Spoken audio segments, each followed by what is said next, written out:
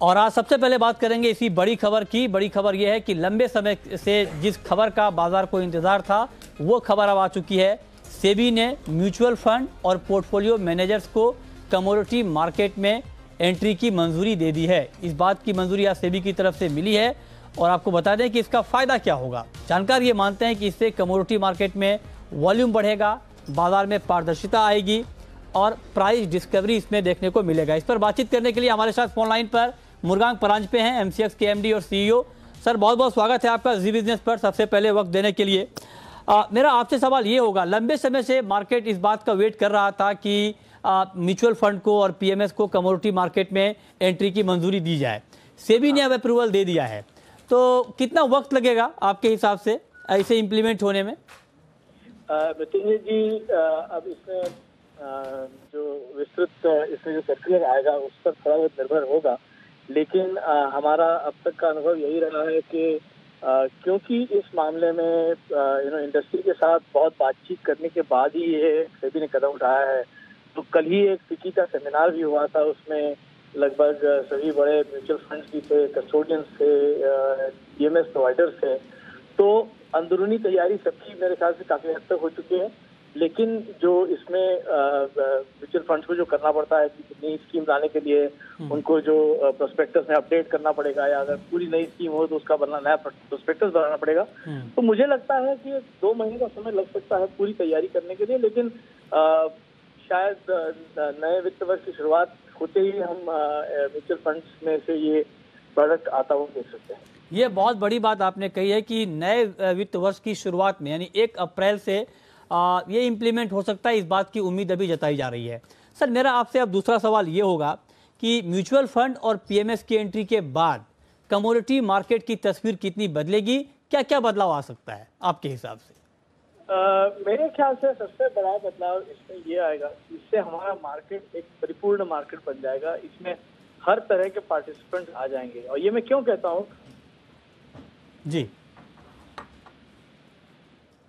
जी तो आज भी अपने मार्केट में, जैसे आप जानते हैं मित्तल जी, पहले या दूसरे कॉन्ट्रैक्ट में ही ज्यादातर लिक्विडिटी रहती है, जिसका मतलब जैसे हेजिंग करना है, ऐसे व्यक्ति को 3 या 4 महीने से ज्यादा समय हेजिंग का मिलता नहीं है। लेकिन म्यूचुअल फंड्स क्योंकि लॉन्ग टर्म मनी के सप्लायर्स होते हैं, तो वो लॉन्गर टर्म कॉन्ट्रैक्ट खरीदना चाहेंगे क्योंकि उनको ज्यादा पोर्टफोलियो टर्न करना है। अपने उनको भी लॉन्ग टर्म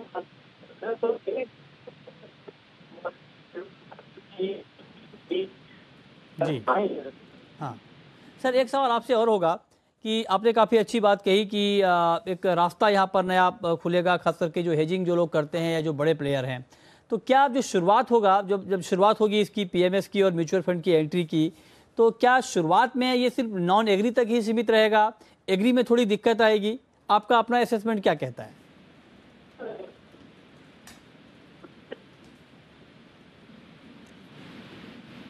लेवल है जी। और उस कॉन्ट्रैक्ट के जो डिलीवरी के नॉर्म्स हैं और डिलीवरी की जो पूरी साठ है, आपकी जो पूरा इंफ्रास्ट्रक्चर है, वो अगर एक अच्छी तरह से बैठ चुका है तो इसमें इंस्टीट्यूशनल पार्टिसिपेशन आने में कोई भी दिक्कत नहीं है। तो मुझे ऐसा बिल्कुल नहीं लगता है। इनफैक्ट ये अब तो इस पर निर्भर होगा कि जिस म्यूचुअल फंड यानी फंड हाउस में से ये प्रोडक्ट निकलेगा, अब उनकी जो एक्सपर्टीज होगी वो जरूर उन्हें बिल्ड करनी पड़ेगी। तो अगर आज उनके पास मेटल्स के एनालिस्ट हैं तो वो मेटल्स में प्रोडक्ट जल्दी ला सकते हैं। उनके पास अगर एग्री कमोडिटी के एनालिस्ट नहीं है, फंड मैनेजर्स नहीं है, तो उसमें शायद उनको देर लग सकती है। लेकिन ऐसा कोई कारण नहीं मैं दिखता हूँ कि जिससे कि ये सिर्फ सीमित रह जाएगा एग्री या नॉन एग्री क्षेत्र के लिए। अच्छा सर, आखिरी सवाल आपसे, रिस्क मैनेजमेंट और प्राइस डिस्कवरी, इन दोनों चीजों को लेकर के आप कितना फायदा होता हुआ देख रहे हैं? देखिए, रिस्क मैनेजमेंट में मुझे लगता है डेप्थ बढ़ने से ऑटोमेटिकली रिस्क मैनेजमेंट अच्छा हो जाता है। तो इन दोनों सवालों का एक ही है कि डेप्थ जितनी बढ़ेगी, किसी भी मार्केट की डेप्थ जितनी बढ़ेगी, उतना ही उस मार्केट में रिस्क कम हो जाता है, क्योंकि कम प्लेयर्स उसको कॉर्नर नहीं कर पाते। उसी तरह से प्राइस डिस्कवरी भी ज्यादा अच्छी हो जाती है, क्योंकि एक ही तरफ का कोई होता नहीं है। जितनी डेप्थ अच्छी है उतना आपको खरीदने वाले बेचने वाले दोनों मिलते हैं। इसीलिए दोनों डेप्थ आने के बाद रिस्क मैनेजमेंट और सुदृढ़ हो जाएगा और प्राइस डिस्कवरी और ट्रांसपेरेंट हो जाएगी, पारदर्शक हो जाएगी। जी चलिए, बहुत बहुत शुक्रिया सर आपका। बात करते हैं 5 हिट कॉल की, जहां पर आपके लिए कमाई के मौके बनेंगे। हमारे साथ ये बताने के लिए नवनीत दमानी हैं, जुड़े हैं। नवनीत जी, स्वागत है आपका। आपकी पहली कॉल आज की क्या होगी? जी, मुझे लगता है कि गोल्ड में एक 2-3 दिनों से अच्छा सेलिंग प्रेशर बना हुआ है और ये जो मोमेंटम है डाउन साइड पर कंटिन्यू हो सकता है। ठीक है। 32,900 के आसपास गोल्ड सेल करना चाहिए। 33,050 का स्टॉप लगाइए और 29,650 तक के टारगेट देखने मिल सकते हैं। अच्छा। सेकेंड ट्रेड रहेगा क्रूड ऑयल, जहां पे मुझे लगता है एक बाइंग अपॉर्चुनिटी इमर्ज हो सकती है। 4075 के आसपास बाई किया जाए, 4025 का स्टॉप लगाइए और 4150 के ऊपर के टारगेट देखने मिल सकते हैं। मोमेंटम अभी अपसाइड बायस प्रिवेल कर रहा है। अच्छा। थर्ड कॉल रहेगा कॉपर, जिसमें हमने थोड़ा करेक्शन आते हुए देखा है लास्ट 2 सेशन में, बट एक बाइंग अपॉर्चुनिटी अच्छी है। 464 के आसपास बाय किया जाए, 461 का स्टॉप लगाइए और 470 तक के टारगेट देखने मिल सकते हैं। एग्रीकल्चर बेस्ड कमोडिटीज में अगर हम बात करें तो सोयाबीन में हमको एक अच्छा पुल बैक देखने मिल रहा है और एक अच्छा स्टॉप रिस्क रिवॉर्ड से बाइंग इमर्ज हो रही है। 3630 के आसपास बाय किया जाए, 3590 का स्टॉप लगाइए और 3700 तक के टारगेट देखने मिल सकते हैं। एंड फाइनली चना में एक अच्छा लॉन्ग टर्म ट्रेंड लाइन टूटा है 4050 के आसपास। मुझे लगता है मोमेंटम अभी भी सेल का है। 4100 के आसपास कोई पुल बैक मिले तो सेल किया जाए, 4140 का स्टॉप लगाइए और 4100 तक के 4030 तक के भाव देखने मिल सकते हैं। ओके, तो ये 5 कॉल आपको नवनीत दमानी जी ने बताई हैं, जहां पर इस वक्त आप ट्रेड कर सकते हैं। लेकिन अब शुरू करते हैं सवाल जवाब का सिलसिला। आप भी सवाल पूछ सकते हैं। आपको एक बार बता दें कि अगर आपने कमोडिटी में कोई ट्रेड किया है, नया ट्रेड करना चाहते हैं, कुछ और जानना चाहते हैं, हफ्ते का आखिरी कारोबारी दिन है, कहीं प्रॉफिट बुक करना चाहते हैं, लॉस बुक करना चाहते हैं, तो सवाल पूछिए। नंबर आपकी स्क्रीन पर 02223001634, 02223001635। चलिए, पहला सवाल नरेश का है, ग्वालियर से। पूछिए नरेश। मैं सोयाबीन में जानना चाह रहा था कि बाजार यहाँ से बढ़ जाएगा क्या? सोयाबीन का बाजार कुछ 3800 3800 आ सकता है क्या? ओके, सोयाबीन में आप जानना चाहते हैं यहाँ से क्या ट्रेंड देखने को मिलेगा। क्या व्यू आप देख रहे हैं सोयाबीन के ऊपर नवनीत जी? जी, बहुत बड़े करेक्शन के बाद में सोयाबीन लास्ट 2 सेशन में थोड़ा बहुत रिस्पाइट दिखा रहा है और मुझे लगता है कि आज का मोमेंटम अगर कैरी हुआ तो एक अच्छा पुल बैक देखने मिल सकता है। मैं 3650 के आसपास बाय करने की सजेशन दूंगा। 3600 के मार्जिनली नीचे स्टॉप लगाइए और 3700 के ऊपर के टारगेट देखने मिल सकते हैं। ठीक है। चलिए, अगला सवाल है सोमकरण का, चुरू राजस्थान से हमारे साथ जुड़ रहे हैं। पूछिए। जी सर, नमस्कार। नमस्कार, पूछिए। सर जी, गुआर के बारे में जानना चाहते हैं सर जी, इसमें तेजी कब तक लौटेगी? ये 5000 जाएगा? गुआर के बारे में आप जानना चाहते हैं कि क्या ये 5000 तक जाएगा? ये एक महत्वपूर्ण सवाल आपने पूछा है। क्या लगता है आपको नवनीत जी? हालांकि अभी मार्केट काफ़ी नीचे है, 4200 के भी नीचे ट्रेड कर रहा है। क्या 5000 की उम्मीद आपको दिख रही है? जी, मुझे लगता है काफी हेल्दी करेक्शन गोल्ड प्राइस में देखने मिला है और ये जो मोमेंटम है अभी भी डाउन साइड का ही दिखा रहा है। 4050 के आसपास मौका देना चाहिए बाइंग का 3900 के स्टॉप से, बट वो भी मुझे लगता है कि 4400 और 4500 तक ही होगा। 5000 के लेवल अभी भी काफी दूर लग रहे हैं। ओके, तो आप कह रहे हैं कि 5000 का लेवल अभी काफ़ी दूर है, अभी ये मुमकिन नहीं है, ये राय आपको दी जा रही है।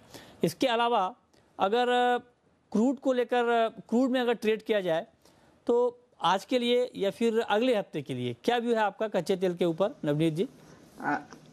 जी, अगर हम पूरे हफ्ते में देखें तो क्रूड ने मार्जिनली एक थोड़ी सी बढ़त दिखाई है और 4100 के आसपास पूरा हफ्ता निकाला है। थोड़ा सा डिप देखने मिल रहा है आज के सेशन में और मुझे लगता है कि एक अपॉर्चुनिटी है कि इसको बायस अभी भी अपसाइड की तरफ ही है। 40